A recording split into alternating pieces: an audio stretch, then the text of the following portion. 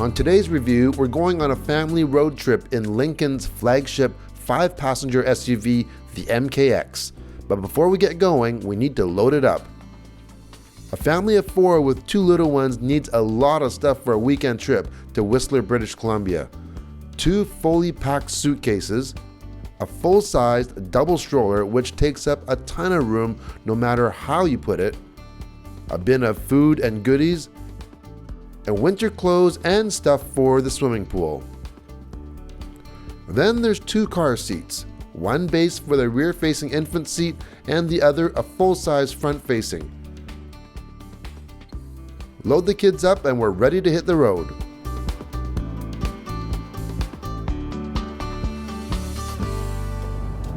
So we're on the road in the 2016 Lincoln MKX.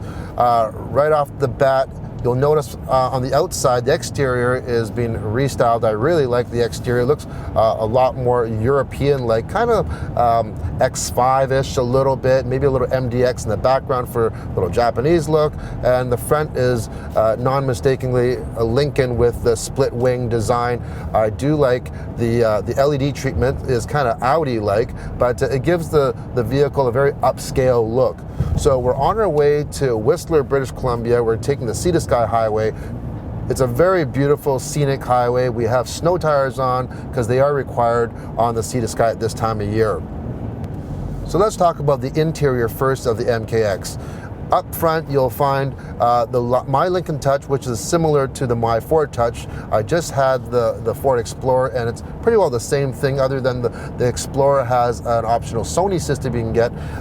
One thing I do like about the Lincoln here is they kind of went away from just all the sliding dials, or not the sliding dials, but the sliding scales for volume, things like that, like they had on the MKZ. You actually have conventional dials and buttons for the climate control and the radio, which I really do like. It makes it a lot easier.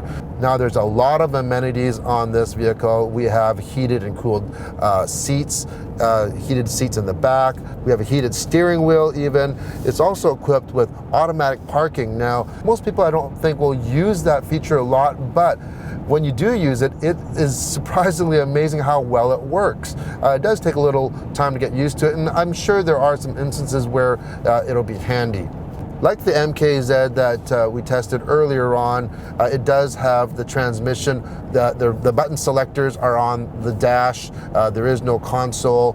And in behind the steering wheel, you have configurable screens. You can go from your trip meters to your entertainment to your navigation. Whatever you want to put in the center, you can actually adjust for that.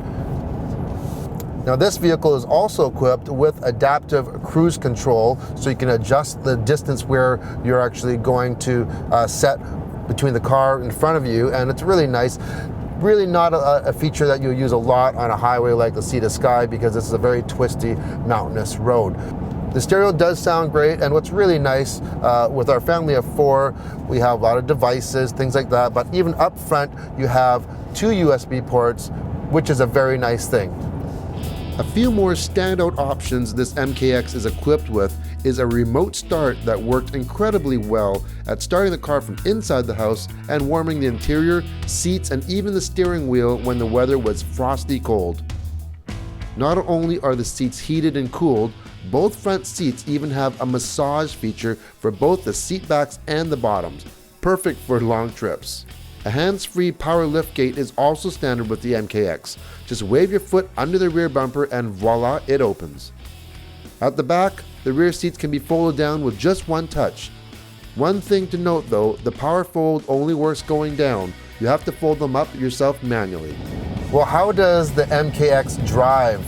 Well, under the hood is the 2.7 liter EcoBoost engine. Now, that's a V6, a pretty small V6 at 2.7 liters, but that puts out 335 horsepower. Yes, you can get the same engine in the Ford Edge, but you don't get as much horsepower. Now, that's matched to a 6-speed automatic transmission. But here's where the big difference is. It puts out 380 pound-feet of torque. Tons of torque for pulling power, and just good for getting up and going. In the city, it's really handy. We have the 2 kids in the back. Even when they're sleeping, you can accelerate or just go through town or accelerate off a light without having any type of a jarring effect It's really, really smooth.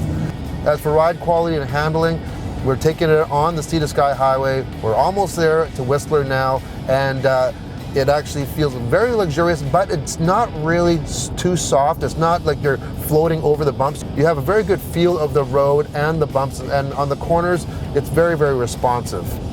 Now this vehicle is also equipped with some safety aids like a blind spot warning and lane departure system, but it also has a lane keeping system as well. And one thing that people will like, if you don't like that feature, you can turn it off, but even if you want to turn it on, you can control the level of where it intervenes or how strong it is, which is really nice.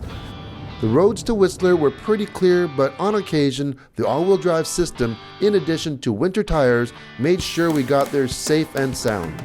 Whistler is a year-round destination, but in the winter it really is the place to be. You can ski, board, skate, or just play in the snow. There really is something for everyone. If you've never been here, make sure to put it on your list next time visiting the west coast of BC.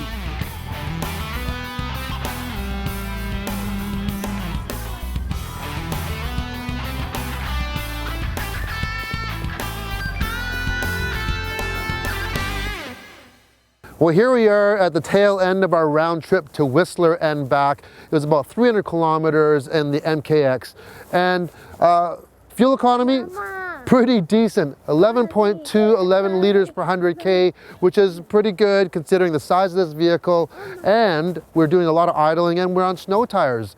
Lincoln doesn't market their vehicles mainly toward younger families like this, but this one did it with ease. Couple of things that I'd like to see, if you were a younger family.